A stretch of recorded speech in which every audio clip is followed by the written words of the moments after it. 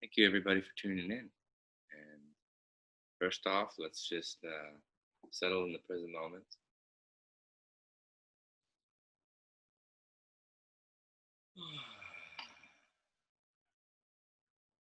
Thanks for being here.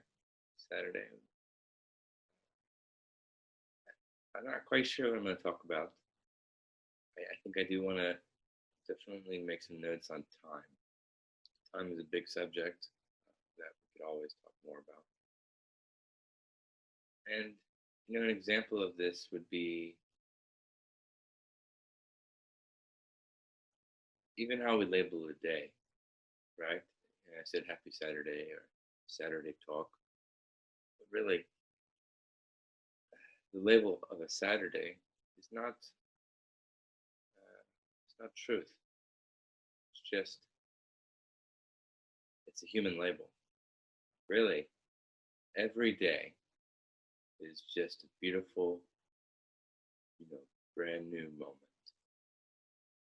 And yet we can fall into this trap of thinking, oh, it's another Saturday. Oh, Mondays. You hear like the dreaded Mondays for a lot of people that work like Monday to Friday, right? The Monday represents a week of working. So Mondays are like a painful day. Fridays are like a fun day. But really it's kind of sad because it dilutes the fact that every day is a gift. Every single day that we wake up. And it can be really interesting to explore that. Like, why do we label a day, as a Saturday or Sunday or Wednesday or Friday? Especially when you consider the fact that, when we live in these 7-day cycles of Sunday through Saturday, it almost makes life into this very repetitive feeling. Like you're just experiencing the same week after the same week after the same week. And that really takes away from the freshness that the present moment can be. If we step back a little bit, just like drop the label, forget what day it is.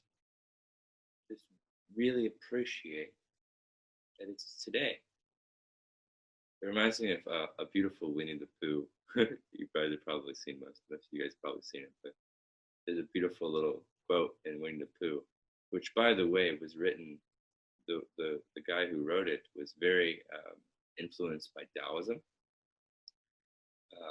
So there's a lot of like deep wisdom actually threaded within Winnie the Pooh, and metaphors and symbology.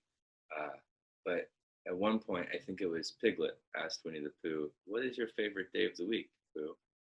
And he replied, "Today." Why, of course, today is my favorite day. It's so powerful because it's like I'm not audible.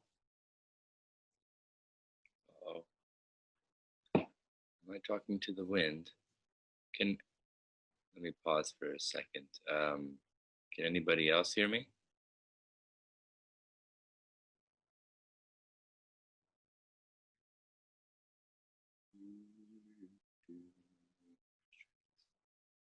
Can you guys hear me? If you can hear me, do a thumbs up or something in the comments. Okay, cool. Eileen can hear me. I'm not sure.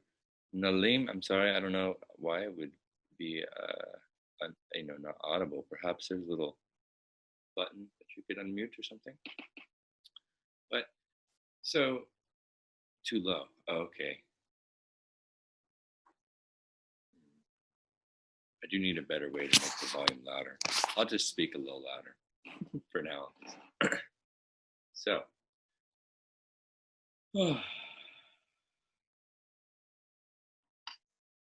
so we get into this mind game, this trap of labeling a day, and it takes away from really experiencing the gift of each moment beyond these little labels of a Friday or a Monday or a Saturday.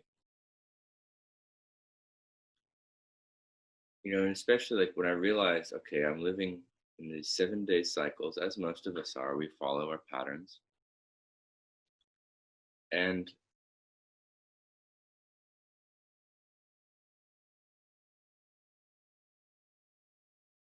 yet, I don't believe life is meant to be that repetitive in a sense of like, oh, Monday, oh, I got to do my Monday things, and Friday, oh, I got to do my Friday things. Just imagine for a minute that we changed the calendar, and instead of doing 7 day cycles, we did 15-day cycles, right?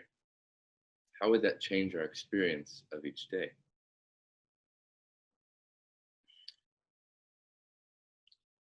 So, I do highly recommend pausing every day you wake up, pausing and letting go of that mental label of what day it is. It is not really a Saturday. It's not. It's just today.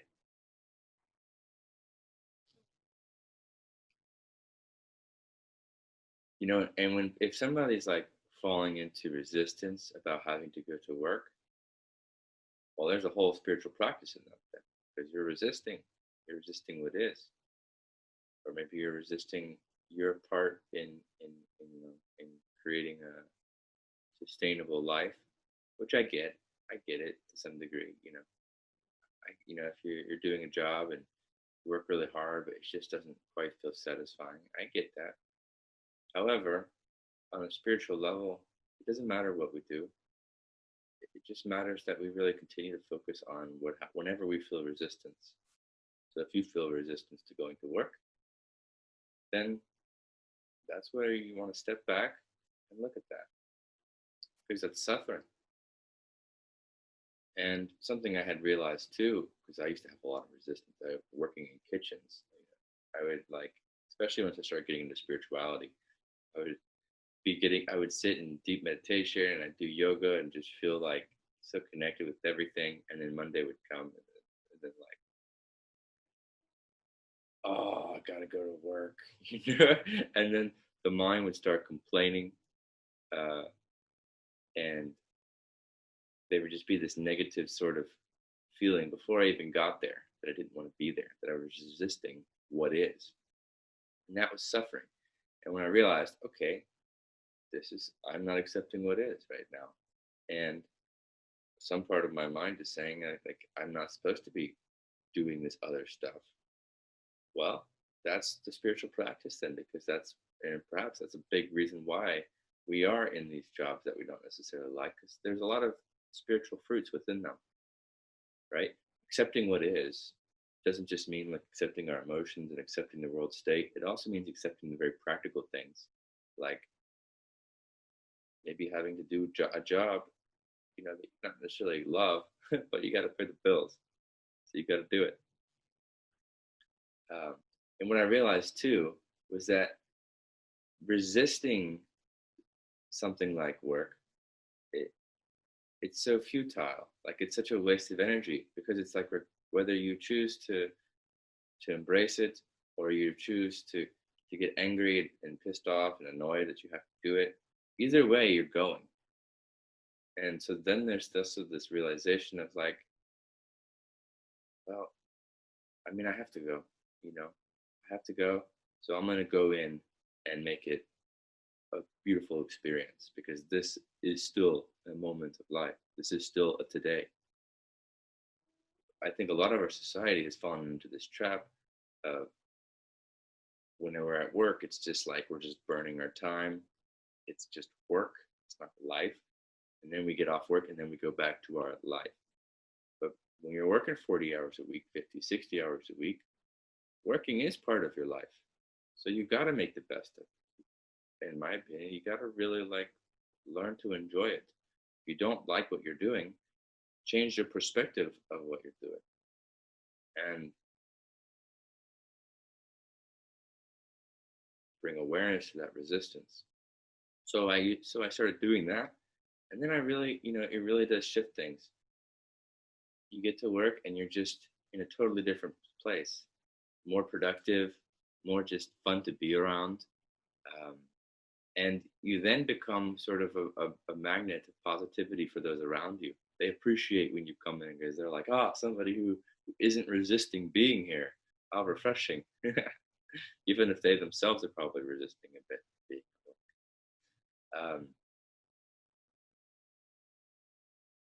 yes, resistance makes me feel so miserable. Well, resistance is the source of suffering in and of itself. As the Buddha says, enlightenment is the end of suffering. It means it's the end of resistance. It's the end of that painful feeling inside us. Ironically, though, resistance actually is a choice. We have a choice as to whether we resist something or not. It doesn't feel like that when you're in it. That's what makes it also so difficult, is that we don't realize we have a choice as to whether we resist what is or not. But in truth, we always have a possibility, a chance to step back and to accept what is, which oftentimes also means accepting our resistance. So if you do feel resistance, let's say going to work, or who knows? I mean, for me too, it's like looking for new work. You might feel resistance in that, or you might feel resistance in. I mean, it comes in every type of scenario and whatnot. But it's a feeling of constriction. Of it's a no. It's an inner no. Some deep part of us is saying no. But unfortunately, when we do that, we feel pain because we're going against the stream. We're going against the flow of life, which you could also step back and say, not my will, but thy will be done. When we don't trust the bigger will that's happening, and we impose our will to a point where we're like fighting the will, thy will, we suffer, we experience resistance. Some part of us doesn't trust that this bigger picture actually has things under control. Instead, we're like, but no, I don't want that. I want this. And that's when, a really powerful thing to remind yourself of is slow down, hold on. Not my will, but thy will be done on earth as it is in heaven. This very powerful practice. We have to oftentimes put down our will and trust in something much bigger that's taking care of life, that's taking care of us, and that's teaching us. So stepping back and reminding yourself of that. Now, this also can be, though, sometimes my will, my little will, the will of Ryan, or the will of each of you, you're allowed to have preferences. You're allowed to ask for things, consciously create, manifest. However, when you ask for something and it's not given to you, then it simply means it was not of thy will. It was of my will. And so you surrender that. If you're attached and you believe everything in your will should happen, you resist and you suffer. So, powerful practice to remind yourself, okay, this isn't going the way I want it to go, but this is going somewhere. I don't see why, but it's happening. So you have to step back and trust that it's happening for a reason.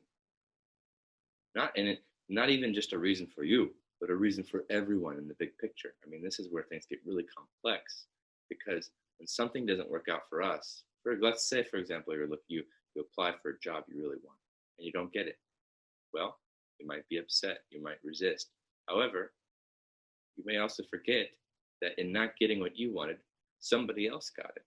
Some other form of you got that very thing that you wanted so bad. And that's beautiful. If you had gotten what you wanted, that other person wouldn't have gotten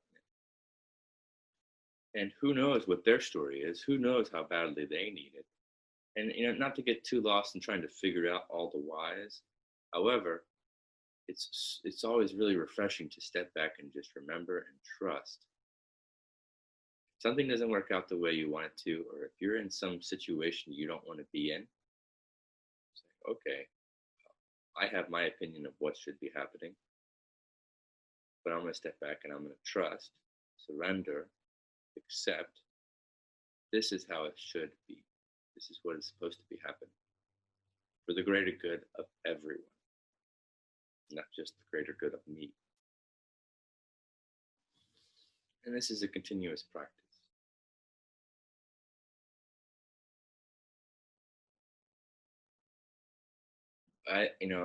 When in doing this practice too, I've found that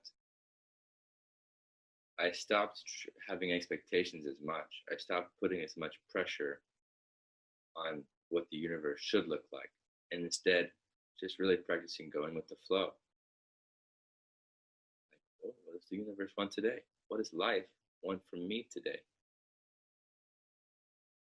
And working with life rather than telling it what to do and then being really upset when it doesn't go the way I want it to. Control. Control is a big topic in the spiritual path. I know I had a lot of control to work through myself. Again, control is a lack of trust in something bigger than us that's really taking care of everything. We're like, oh, well, the divine isn't here. It's not working. So I've got to take care of everything or nothing's going to happen. Nothing's going to get done. And yes, on one level, it's somewhat true as far as like, you got to do your dishes. You can't just say thy will be done and leave your dishes. You got to do the dishes. But on these bigger aspects of things that are so far out of our control, that's where we have to really surrender, trust in the timing of things, in the connectedness of things. And it's an artful balance. Going with the flow is a very masterful and artful balance between doing and not doing, in trying and then putting down the trying and trusting. And that's for each of us to practice and to cultivate. So you have to listen to yourself as to how much do you need to be trying and how much do you need to slow down and put the trying down for a little while and go into the trust.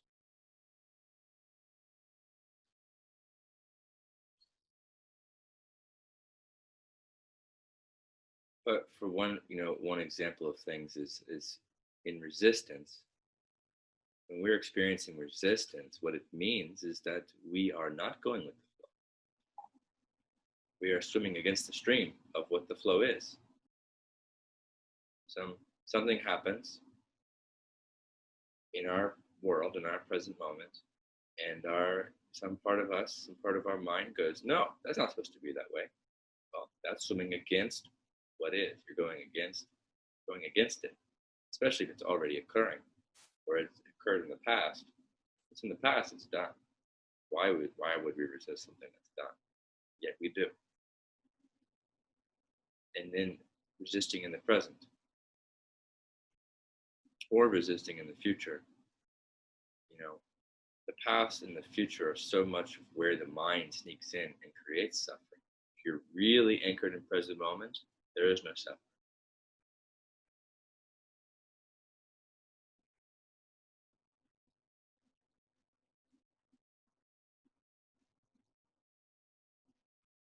An example of like going in the flow. Yesterday, I needed to pick up my dog from the vet, but there was a big truck parked behind our driveway, kind of blocking our cars from getting out. And I was kind of late at this point to pick up my puppy. But the flow, the what is, was something that was out of my control. There was this big truck parked behind my driveway. I couldn't get out. And going with it meant just accepting, okay, this is what's happening right now.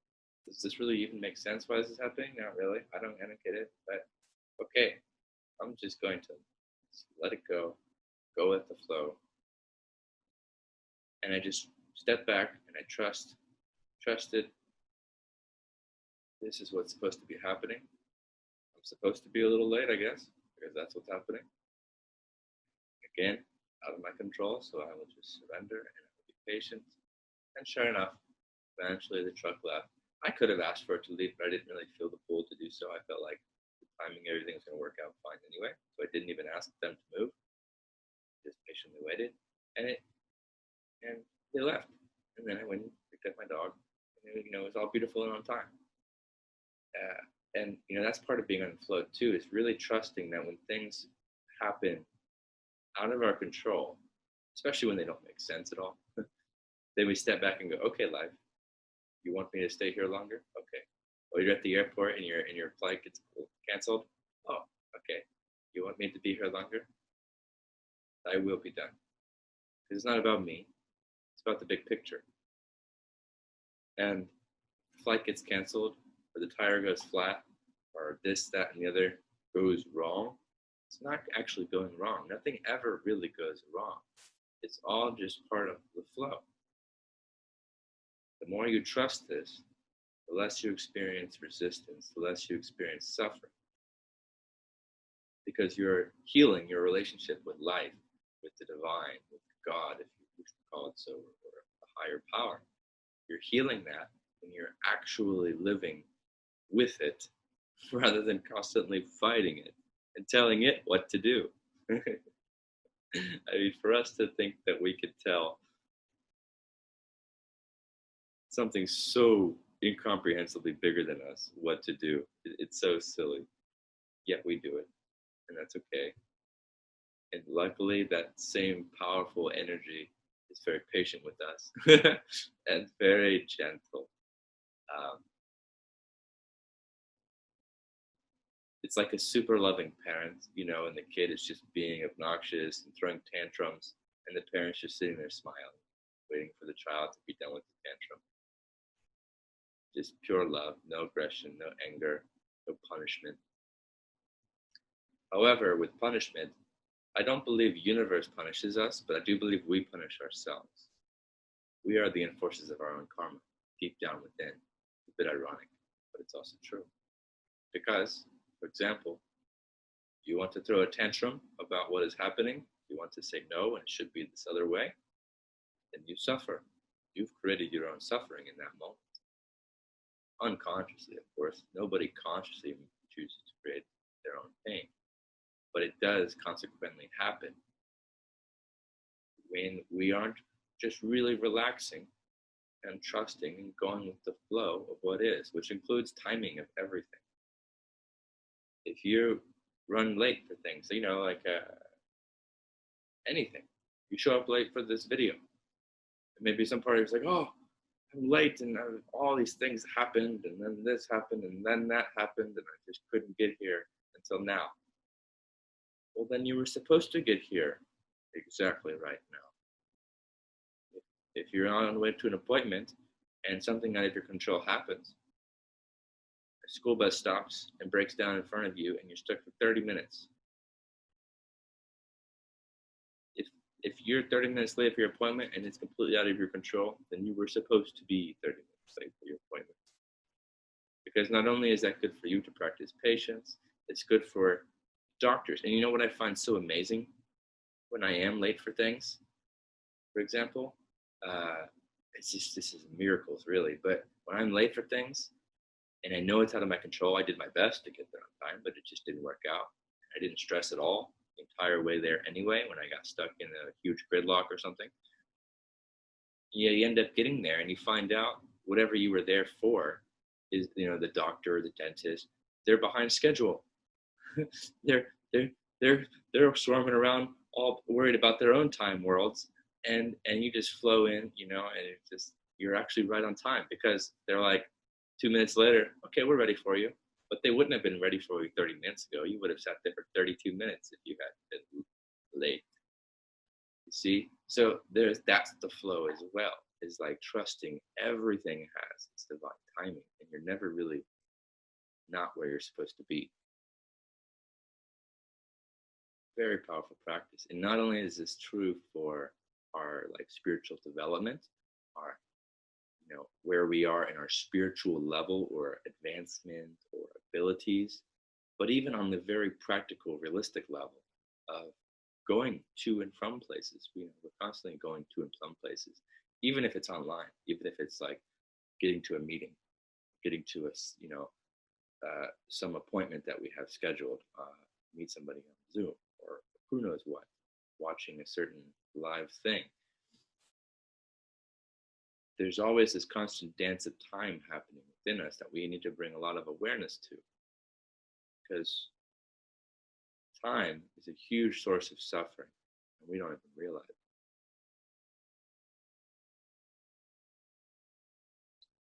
And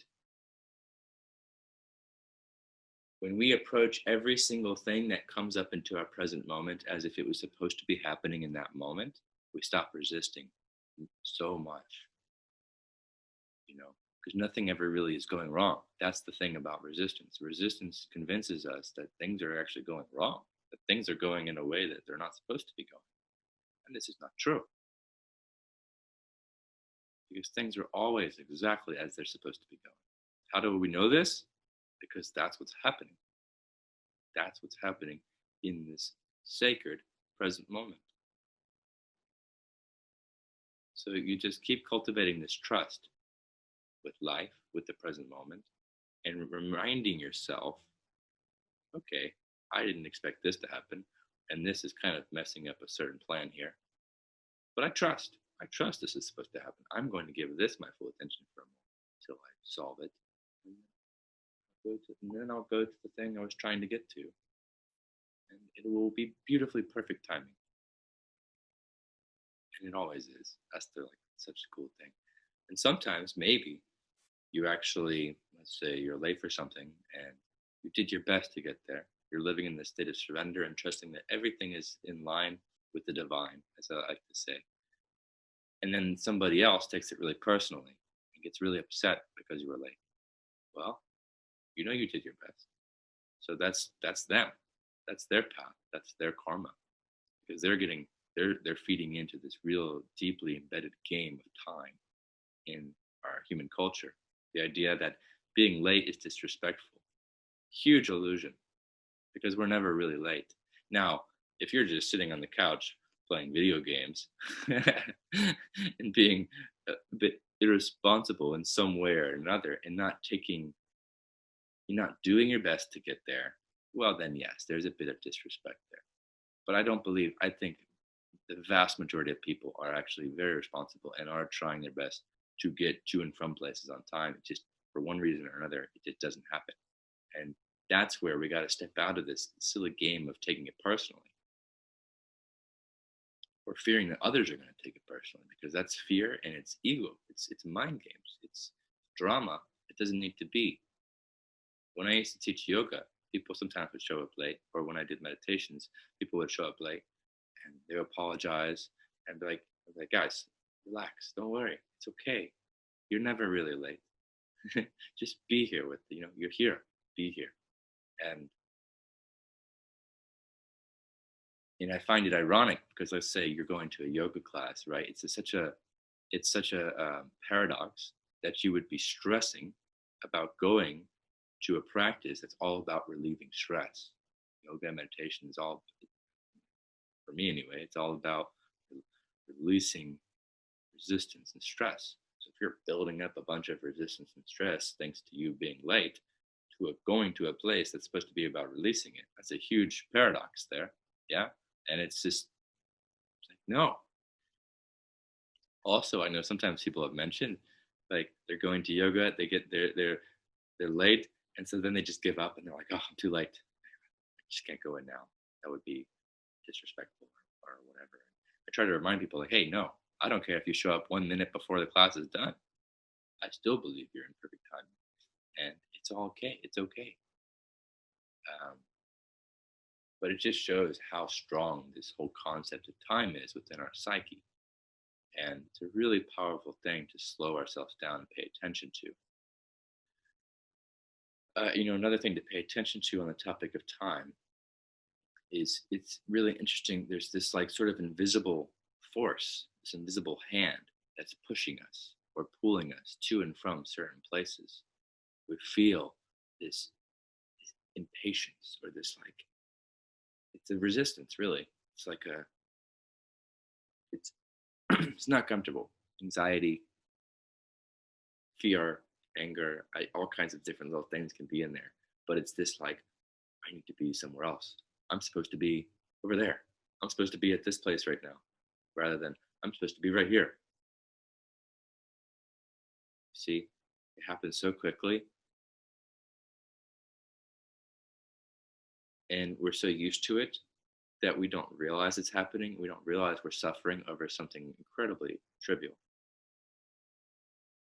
The more you can remember that you are supposed to be right where you are at all times, in time, always exactly where you're supposed to be, incredibly freeing. And you'll feel this right now and be like, oh yes, thank you. Okay, I'm supposed to be here. I don't have any plans right now. And then you go throughout your day, you go into tomorrow feeling like you're just right where you're supposed to be. And then you have a doctor's appointment and you leave, you feel like everything's flowing real nice. And then your car breaks down.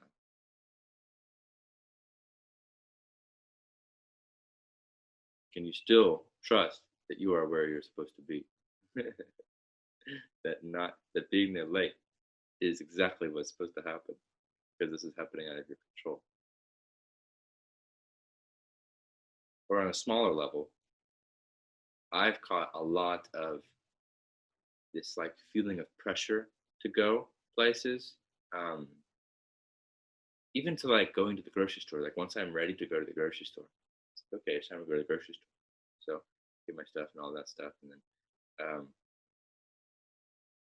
but I actually like nowadays like to really take my time and just get situated, and it kind of upsets my immediate family a little sometimes, and they're like, okay, let's go. Why are you taking so long? Like, come on, let's go. And they're like really ready to go. But what's happening there is they're like feeling like they're supposed to already have gone, and that it's not supposed to take 15 minutes to get ready to go. And I'm kind of in this other space of just, I mean, yeah, we're going. We don't need to just like put shoes on, leave door. It's just, I don't know. There's this almost like this intuitional feeling of knowing really when it's like, okay, it's or I just have to one thing I got to do, and another thing I got to do. But there's this underlying feeling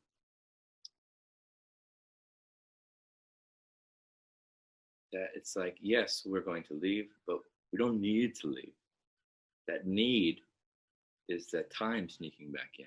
The need to finish this, to go and do that, to accomplish that, is oftentimes where the suffering of time sneaks in, because it's expectation, because it's discontent with what is.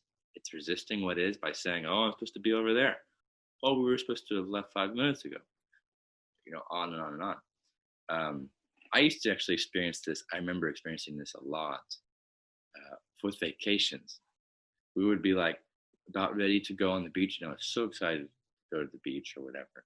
And I'd be really anxious to be like, come on, let's go. Let's go. Let's get everything. Let's do it. I'm ready to go. And meanwhile, I'm just like creating these negative energies, negative vibes, because I'm starting to get upset about the fact that it's taking so long to leave. And I'm starting to feel anxious inside and like irritated. And I'm going to a vacation, which is so ironic because it's like supposed to be relaxing and having fun. Here I am getting stressed out about getting to the place where I'm not going to be stressed about. It's that paradox again. So, really just, I almost don't like even saying be present, because you just hear it so much. At least I hear it so much that it's kind of become, I don't know, too repetitive. But pay attention to feelings of time within you, however it sneaks in. It may sneak in through this course I'm doing in the online weekly things. Maybe you feel behind because you haven't been able to get to everything. Well, that's time. You see, that's some part of your mind telling you you're not supposed to be exactly where you are within these sessions, within the units. So that's time. So catch that. Or maybe you're working on healing things. some heavy stuff in your past. And some part of you is irritated with the fact that you still have things to be healed. Well, that is time. That is expectation of where you're supposed to be versus where you are in your healing stages. That is an illusion of time. You are exactly where you're supposed to be with where you are having healed your pain bodies and what pain bodies are still kind of sneaking around and flaring up. Your moments of reactivity, your moments of being non-reactive and then getting triggered and reactivity and then coming back to non-reactive. That is supposed to be where it is. That's where you are. And the mind will come in and beat us up because it says, oh, no, you're supposed to be more advanced than this. You're supposed to be a master. And then we create extra suffering on top of the suffering we already have, which actually makes this whole process slower. Whereas when you can deeply, deeply accept where you are on your path, you exponentially speed up your process of the healing of the mastery, because so much of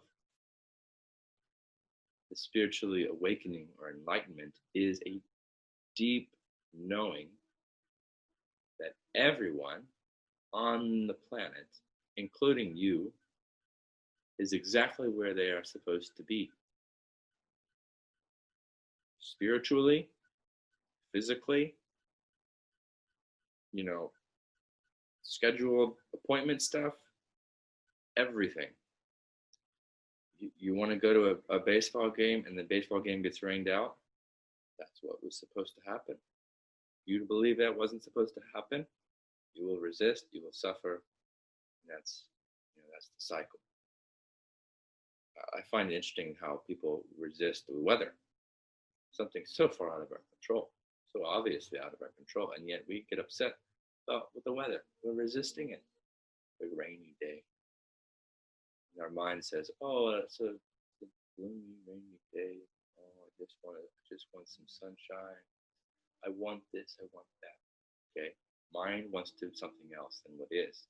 Mind is wants future versus present. The isness of the present.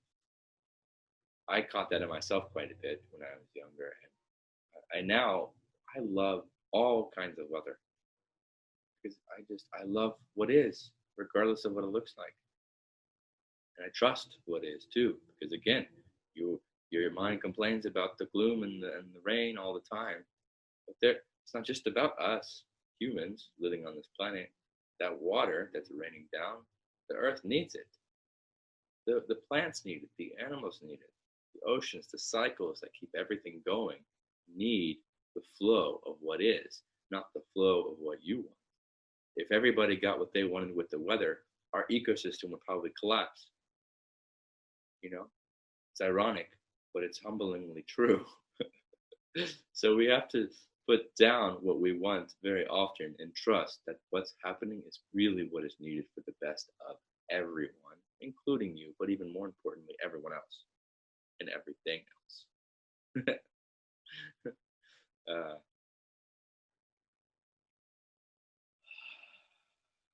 And that's actually a big part of awakening too, is realizing how much of our resistance, how much of our complaining, how much of our pain is about us, about me, versus the bigger picture. When you start living for the bigger picture and trusting the bigger picture of things, you start to fall into the flow more. It's like you're doing your part. You're being a team player versus trying. When too many chefs are in the kitchen, you've heard that expression. Too many managers. I've experienced that so many times where you have too many headstrong people in one space and they all trying to control it because they all have this need to control things. Well, when you have too many people trying to control things, you really lose control. It's ironic. And that's so true for life as a whole. If everybody wants to be the controller, just doesn't work. So we really need to cultivate this practice of having preferences requesting things from a humble, gentle place, yet not in this sense of like authoritarian, this must happen type of way. If we do it in this must happen type of way, we experience resistance, we experience suffering because we are not going with the flow of what is. We're not trusting that whatever is happening is supposed to be happening. So if this Zoom call, suddenly the internet went out, and all of a sudden, I freeze on the screen. Well, if I'm not in my practice, I'm gonna be like, oh no, not right now. Of all the times, not in the middle of a live talk on a Saturday, and then I'll be in suffering. I would lose my practice, the very thing that I'm talking about all the time, which would be silly.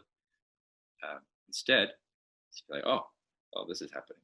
Okay, what do I do next? Just accept it, go with it, try to find a solution. But and I actually love because I don't believe anything happens for a reason. I don't think there are, wait, I don't believe anything happens without a reason. I don't believe there are accidents at all. Zero. Anything that occurs, especially the things that challenge you, I know deep within me has a reason. So instead of complaining, I look for the reason. What is the reason? I know there's a reason. What is it? What is life teaching me right now? What is the universe teaching me right now? Not, oh, God, life sucks. Blah, blah, blah, blah, blah. All stuff, kind of stuff always happens to me. Things are just going wrong, left and right. It's just one damn thing after another, as Winston Churchill said. No, it's not one damn thing after another, unless you're living in a state of not learning from the things that are happening. Then yeah, it's going to keep being one thing after another. That's the gift of karma, is that we can actually flip it around and learn from it. And the more we learn these lessons, the less we have to experience these challenges. That's another beautiful part of realizing that challenges are not just punishments, they're gifts. So when you experience a challenge and you really approach it from that proactive and positive state, and you learn from it, you won't need that challenge again. Now, life might decide to do another similar challenge to deepen a certain trait, let's say patience. I mean, I know I'm very patient, yet I still run into situations where patience is required. So the life is saying, hey, let's do a little bit more patience. Let's keep your patience sharp. Like the truck thing, that happened the other day, yesterday. Now, also keep in mind that when things go wrong and you have to use your practice to go with the flow and to accept, again, it's not even just about us, it's also about the other people involved. So when we can go with the flow of something, let's say you're getting food and it's taking forever to get your food, way longer than it normally should. Well, if you're really cool about it and accepting and trusting that everything has its timing, you're not putting any of that personalness or pressure on the restaurant, on the waitress and the cooks and the managers. And that is a gift to them.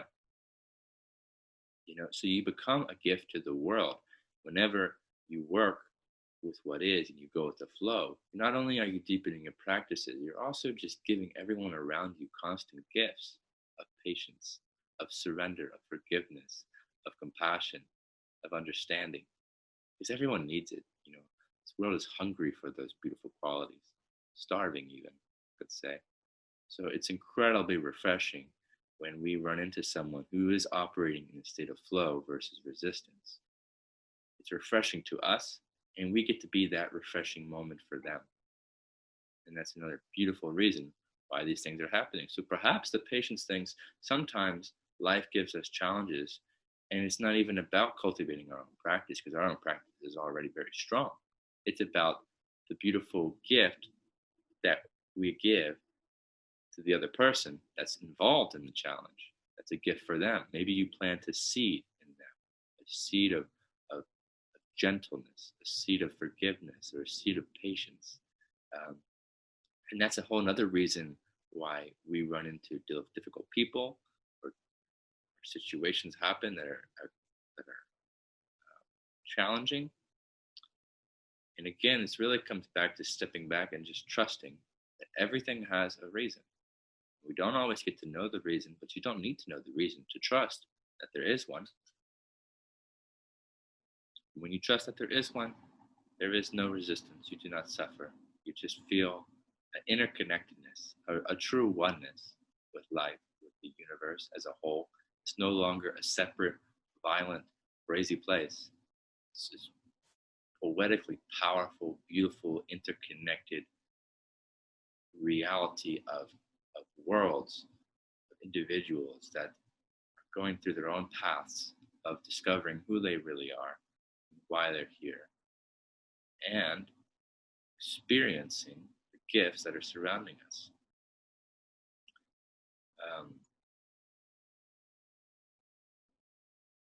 Okay, so Nilam asked great question. Sometimes you feel you have learned a lesson and yet you will find yourself in the same situation again. Why? Well, I think I kind of did touch on that a little bit about that sometimes these lessons that are repeating themselves um, are also, as we work through them, are gifts for the people we're repeating with. Yeah, like somebody's being really aggressive. You feel like you've learned to be non-reactive to someone, but obviously they haven't because they're being aggressive. Well, oftentimes too, I think challenges come to us less. They're not. It's almost like they're not even lessons anymore. We've transcended the lesson into a gift for the other person, for anybody else involved. Because anytime you operate with someone else who's in resistance and you're in non-resistance to their resistance, you're healing. You're healing them. You're healing the collective energy. You're healing the world. You're healing the world. So sometimes, actually, and I think as we get into more advanced practices, things that go wrong that we may try to perceive as a lesson is also just an opportunity for healing the bigger picture. However, if you lose your practice, if you lose your patience, if you become reactive, then there's certainly still a lesson in that. Because, you know, again, life is a master at knowing our weaknesses, poking at them. It's like, you know, when you have a partner and they know those words, those button words that are just going to get under your skin to get you reactive. We've all done it. And well, life is even more amazingly intelligent and powerful than our little human minds. And it knows our weaknesses and it pokes them, you know. And we have to just constantly remember we're not a victim. It's not, the universe isn't poking our weaknesses and laughing like some like mean kid that likes to burn ants. It's really like, it's more of like, hey, here's something you need to look at. Here's something you could work on. Here's something that can make you even more powerful, even more loving, and even more beautiful expression of life on this planet. And so you just keep taking that on in that way. And be careful not to fall into the perfectionism trap of feeling like you need to be perfect. No, let that go. This isn't about perfection. This is just about learning, slowly but surely, one little step at a time. Whatever we are supposed to be learning right now, and right now, and right now. And so to be very careful about that too, because the concept or the understanding that life is teaching us can fall into this perfectionism type of game. It's not about perfection.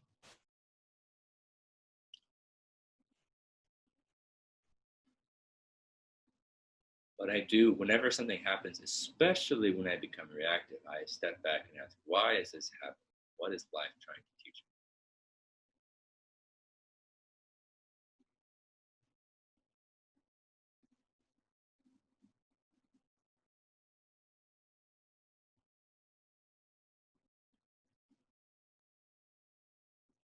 me? And I honestly can say, in these years that I've been deep in these practices, I experience a lot less things going wrong than I used to. I don't think that's coincidence. I know it's because I learned very powerful lessons within it, and I don't need the problem anymore. So I don't manifest the problem anymore. So I can speak from truly from experience, not just concept. That as we learn these lessons, we do stop attracting them.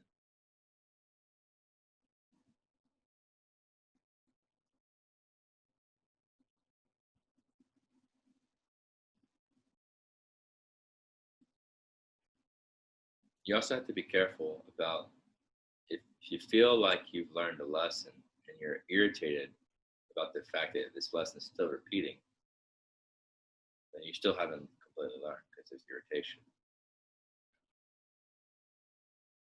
or suffering. If you're still finding yourself in suffering, there's still certainly a lot to learn. And the mind has a really sneaky way of convincing us that we do know, that we have learned, when the direct experience is telling us, no, you have not quite. You have learned some. You haven't mastered this. That's why it's still here. The mind's like, but how could I have not mastered this, that, this?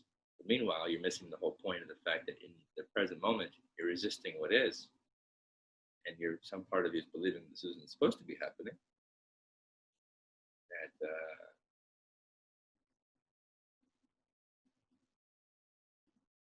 And it's really honestly, like, from my point here, it's hard to like, I can't. It's such a subjective thing that I can't even.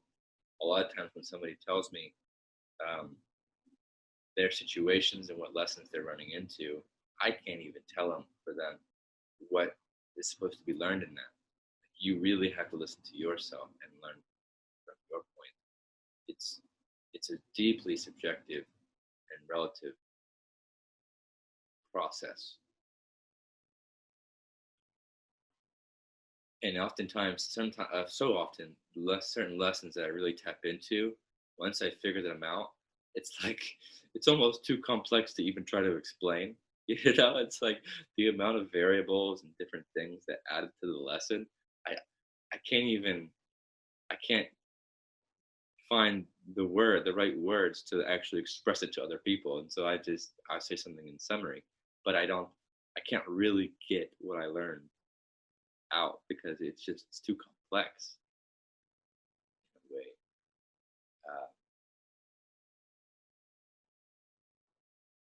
and I think that's a beautiful thing too, though, because when you're getting into these deep realizations and experiences that go beyond words, that's a good sign.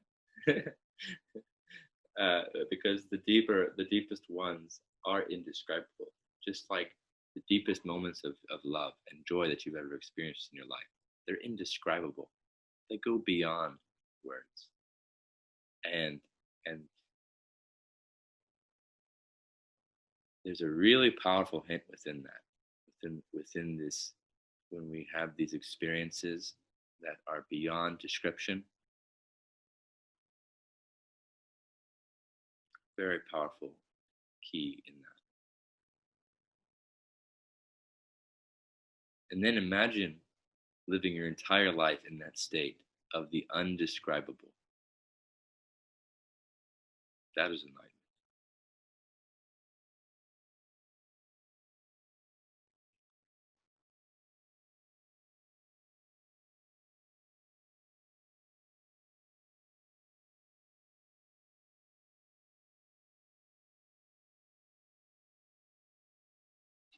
Part of getting to that state in a more continuous way of the indescribable amazingness of everything around us is putting down the mind, the thing that wants to describe. Yeah, you put down the describer, and you're in the undescribed, indescribed. So in some way, it can be very simple. Yet at the same time, it's like I was talking to a friend last night about the fact that a lot of these teachings and practices are actually very incredibly powerful, yet very simple once you get it. But it's really not fair to say that it's simple. Otherwise, everybody would get it. I mean, and very few actually do. All this science and technology and all this amazing intellect that's an evolution of things that's happening in our world. Yet so few people live in the indescribable beauty 24/7. So obviously, it's not simple, and yet it is. Such a paradox. It also kind of reminds me of another Einstein quote that says, "You only understand something as much as you can simply explain it." I never get the words exactly right, but you get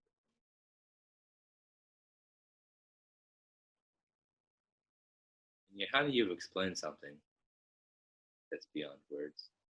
the Tao, the Tao Te Ching does a pretty good job of it. I think there are a lot of teachers that actually do a really good job of it. I think a big part of it too is these incredibly deep levels of life experience that are beyond words.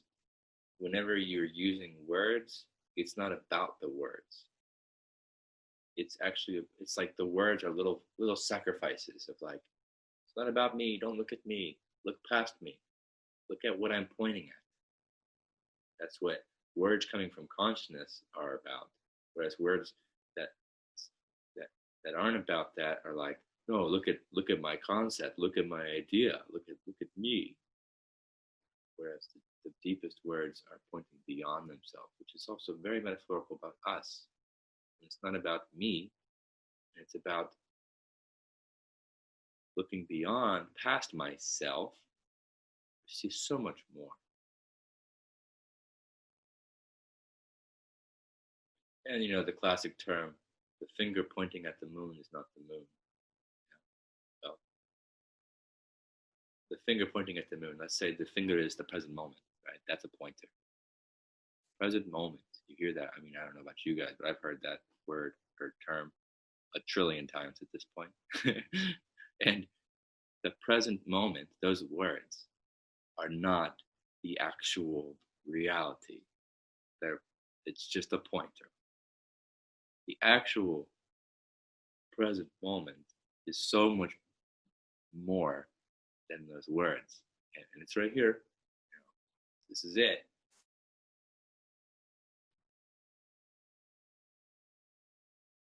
But our minds just love to take anything and put it in a little box and say, okay, that's the present moment. All right, I'm gonna try to live in the present moment more often. Okay, and now I'm gonna go do my other normal stuff.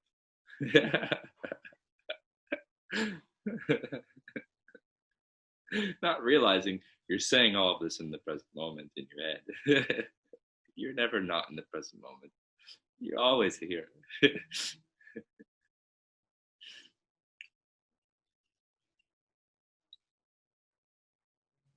This. I like the word this. I think this is actually a really powerful pointer for present moment. It's even more direct than the word present moment. This. It's going to be in this.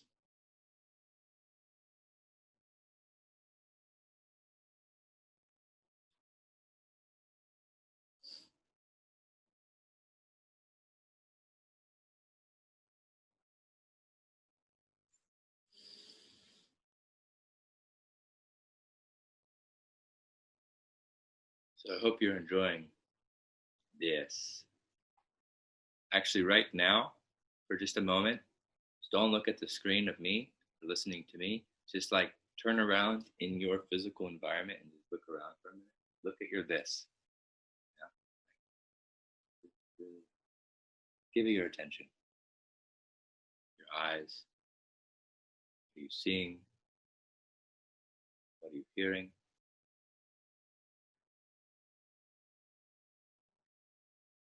What do you smell?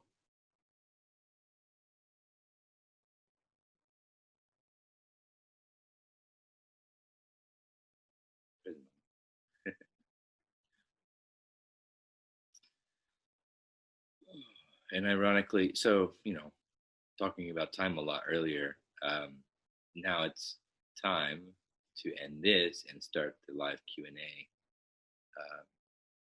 And this does bring up a small point about the differences of time. I think a lot of people really get stuck on like, okay, live in the present moment. How can I plan anything, or what can I do here and there? Well, I love how Eckhart describes it as two different things. You have psychological time, which is the time I'm talking about with the suffering and the illusion and the problem, the unhealthiness of time. But then you have clock time, which is it's just a matter of fact number of what's like gives us organization, right? Because if we didn't have that number, things would be I don't know, not as organized. We just couldn't. couldn't be as organized. So we have this, fancy little number in the top right of our screens that tells us what the time is, and it helps us keep us you know, in balance with our schedules.